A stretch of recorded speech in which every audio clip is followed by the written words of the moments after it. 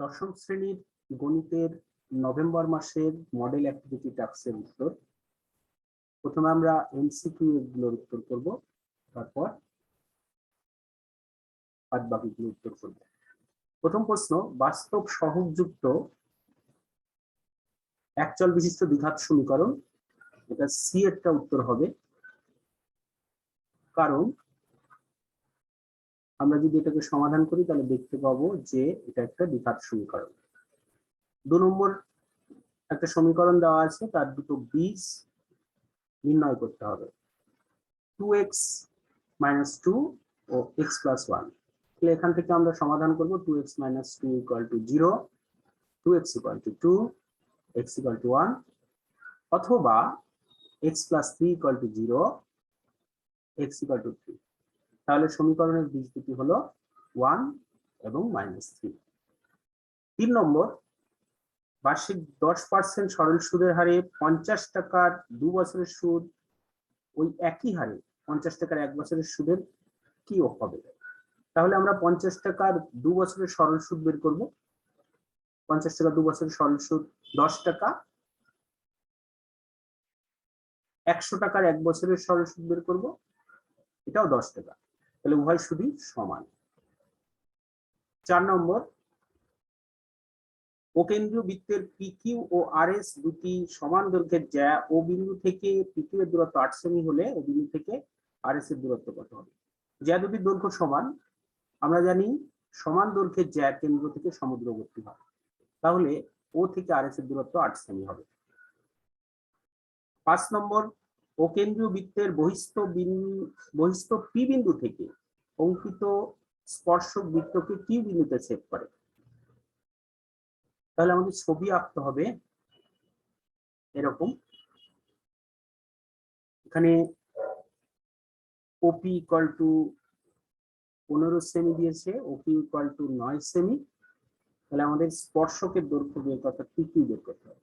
তাহলে এখানে সমকোণী ত্রিভুজ থেকে আমরা করব যে ওপি স্কয়ার হচ্ছে অতিভুজ, তাহলে পিকিউ স্কয়ার প্লাস ওপি স্কয়ার = ওপি স্কয়ার। মান বসিয়ে পিকিউ এর মান বের করব। পিকিউ সমান √15² - 9²। পরের প্রশ্ন, দুটি নিরেট গোলকের বক্ষতলের ক্ষেত্রফল অনুপাত 25:16 হলে তাদের আয়তন অনুপাত হবে। তাহলে আমরা গোলক দুটির ব্যাসার্ধ ধরে নেব বড় আর এবং ছোট আর। তাহলে তাদের বক্ষতলের ক্ষেত্রফলের অনুপাত দেওয়া আছে 4π বড় আর স্কয়ার 4π ছোট আর স্কয়ার 25/16। তাহলে বড় আর স্কয়ার বাই ছোট আর স্কয়ার সমান এটা, 4π 4π কেটে গেল, বর্গমূল করে আর বাই আর এর মান পেলাম। এবার যেহেতু আয়তন বের করবো তাই আমরা ঘন করবো। ঘন করার পর 4π/3 যোগ করে দেবো, এর সাথে অ্যাড করব। অ্যাড করলে দেখা যাচ্ছে যে 125/64, অর্থাৎ গোলক দুটির আয়তন অনুপাত 125:64। দুটি বৃত্ত পরস্পরকে সি বিন্দুতে বহিঃস্পর্শ করে।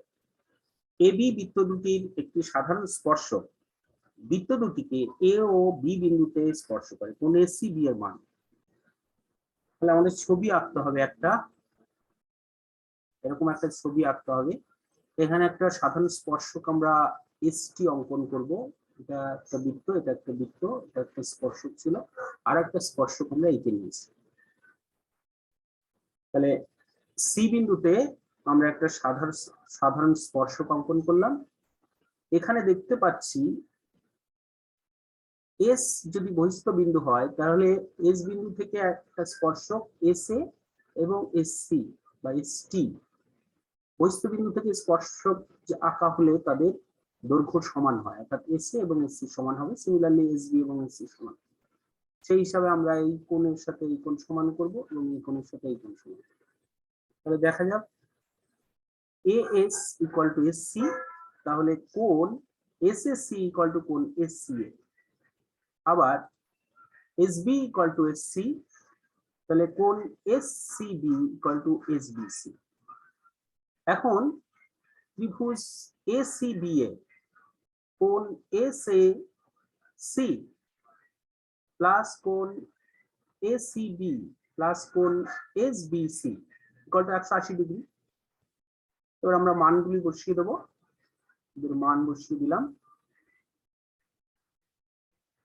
বসিয়ে দেওয়ার পর দেখা যাচ্ছে দুটি কোণ এসিবি আসছে, অর্থাৎ 2 কোণ এসিবি সমান 180 ডিগ্রি, কোণ এসিবি সমান 90 ডিগ্রি, সমকোণ হলো। পরের প্রশ্ন, একটি নিরেট অর্ধগোলকের সমগ্র তলের ক্ষেত্রফল এত বর্গ সেমি হলে উহার ব্যাসার্ধ কত? তাহলে নিরেট অর্ধগোলকের দুটো তল, একটা বক্রতল, এটা 2 পাই আর স্কয়ার এবং নিচে হচ্ছে একটা বৃত্ত অর্থাৎ পাই আর স্কয়ার।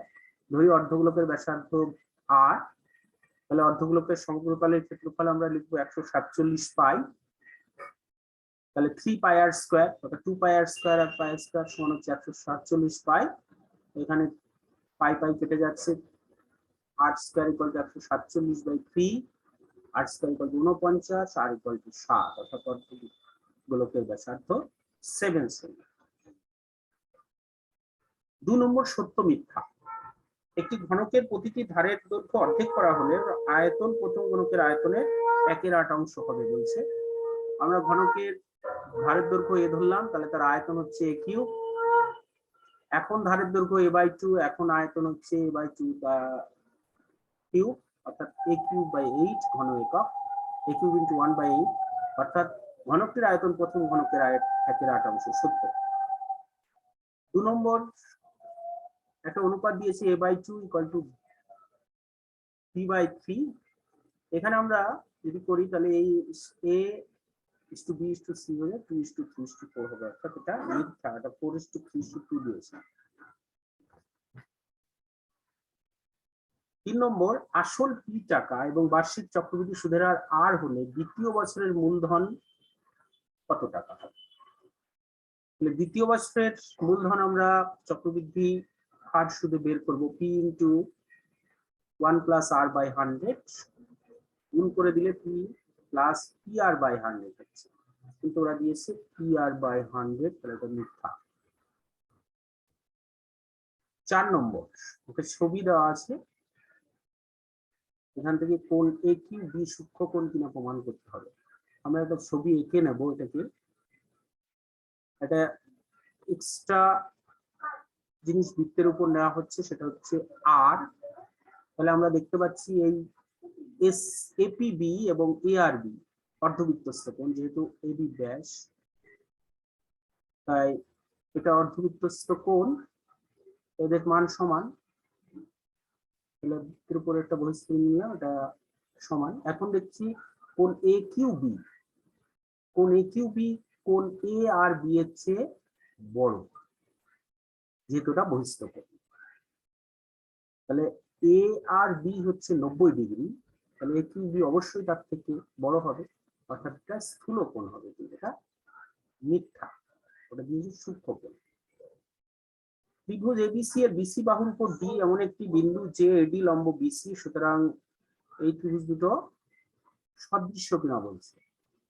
আমরা জানি সমকোণী ত্রিভুজের সমকৌণিক বিন্দু থেকে অতিভুজের উপর লম্ব অঙ্কন করলে যে দুটি ত্রিভুজ উৎপন্ন হয় তারা সদৃশ্য, কিন্তু এখানে এবিসি সমকোণী না, তাহলে এটা মিথ্যা।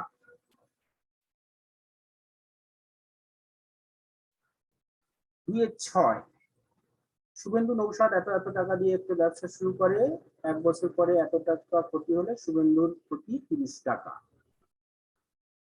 এখানে শুভেন্দু নৌসাদের মূলধনের অনুপাত আমরা বের করব, 3:2 হচ্ছে, অনুপাতের পর দুটির যোগফল 5, শুভেন্দুর ক্ষতি 75 ইন্টু 3/5 সমান 45 টাকা, এটা মিথ্যা। পাশের চিত্র দিয়েছে, পাশের চিত্রে এটা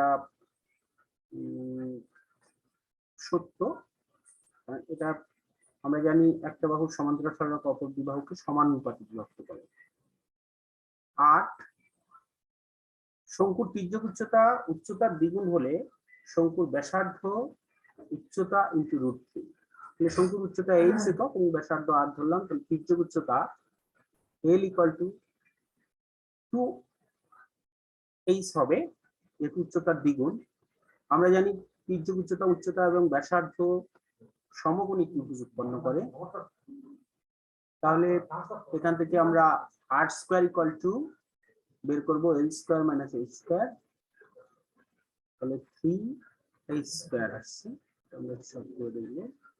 তাহলে r equal two H root 3, অর্থাৎ শঙ্কুর ব্যাসার্ধ সমান উচ্চতা ইনটু রুট 3, এটা সত্য।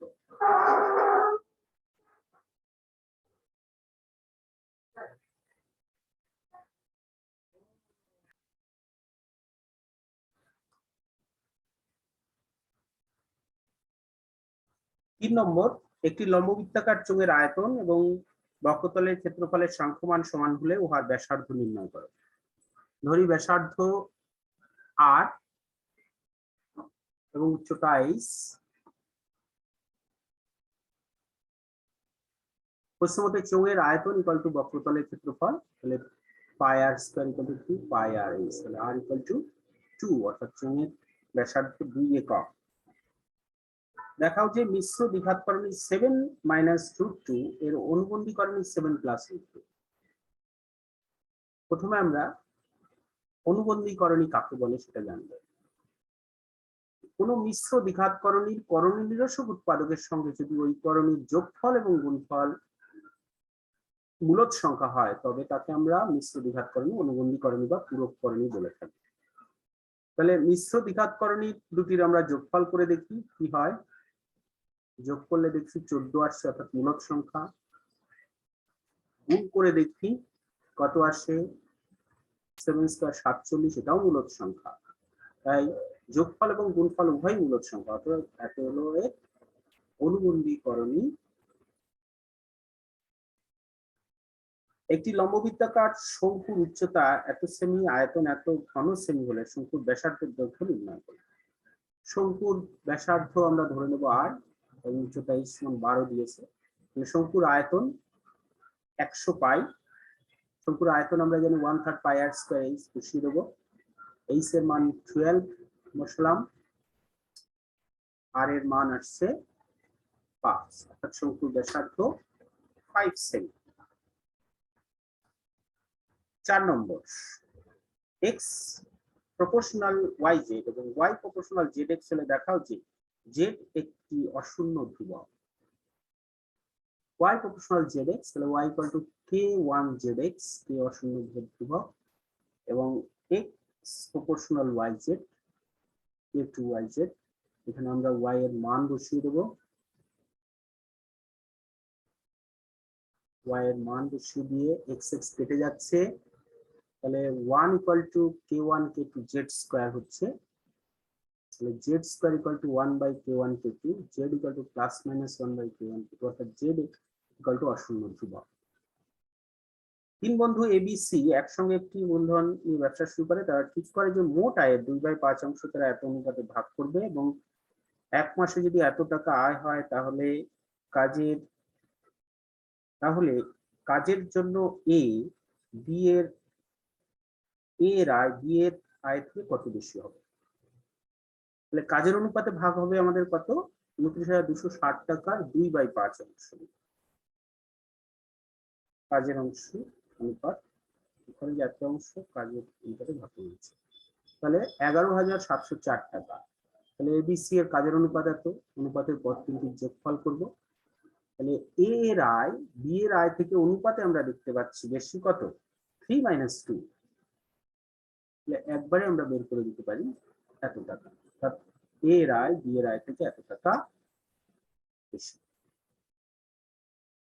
6টা, একটি লম্ববৃত্তাকার চোঙ এবং লম্ববৃত্তাকার শঙ্কুর ভূমিতলের ব্যাসার্ধের দৈর্ঘ্য অনুপাত এত, এবং আয়তন অনুপাত হলো উচ্চতার অনুপাত কত। আমরা ধরে নেব, ধরি ব্যাসার্ধ 3r এবং 4r এবং উচ্চতা h, একটা ছোট হাতের h, একটা বড় হাতের h ধরলাম। তাদের আয়তন অনুপাত দিয়েছে, চোঙের আয়তন এবং শঙ্কুর আয়তন 9/8।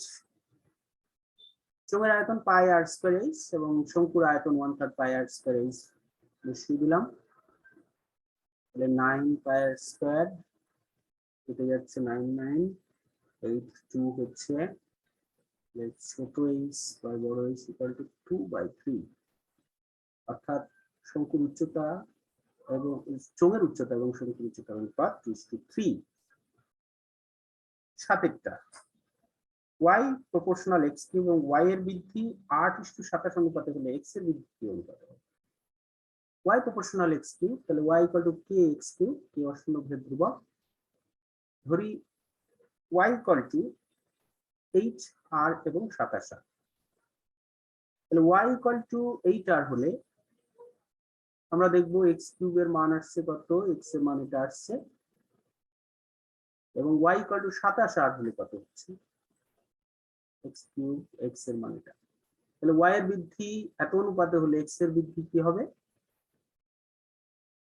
2x এর মানটা বসালাম, তাহলে cube root of r by 8 কেটে যাচ্ছে, অর্থাৎ 2:3, অর্থাৎ y এর বৃদ্ধির অনুপাত যদি 8:27 হয়, 8:27 হয়, তবে x এর বৃদ্ধির অনুপাত 2:3।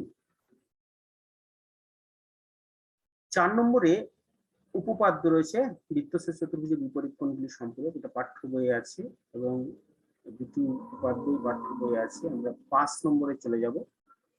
বার্ষিক 4% সরল সুদের হারে 600 টাকার সুদ এত টাকা তা নির্ণয় করে, কত বছর? তাহলে আমরা সময়টা n ধরলাম, আসল p টাকা, সময় t ইকুয়াল টু n, সুদ হচ্ছে 168, সুদের হার 4%, আমরা যদি ptr by 100 equal to i, মান বসিয়ে দেবো, n এর মান 7, অর্থাৎ 7 বছরে এত টাকা হবে। 2 নম্বর, কত টাকা বার্ষিক 5% চক্রবৃদ্ধি হার সুদে 2 বছরের সুদে আসলে এত টাকা হবে? ধরি আসল কি টাকা, তাহলে আমরা 2 বছরের চক্রবৃদ্ধি সুদ p ইন্টু 1 প্লাস 5/100 তার স্কোয়ার ইকুয়াল টু 3528, এটা আমরা ক্যালকুলেশন করব। p এর মান 3200, অর্থাৎ 3200 টাকা বার্ষিক 5% চক্রবৃদ্ধি হার সুদে 2 বছরের সুদে আসলে 3528 টাকা হবে। এই ছিল এবারে ফাইনাল মডেল অ্যাক্টিভিটি টাস্ক নভেম্বরের উত্তরমালা।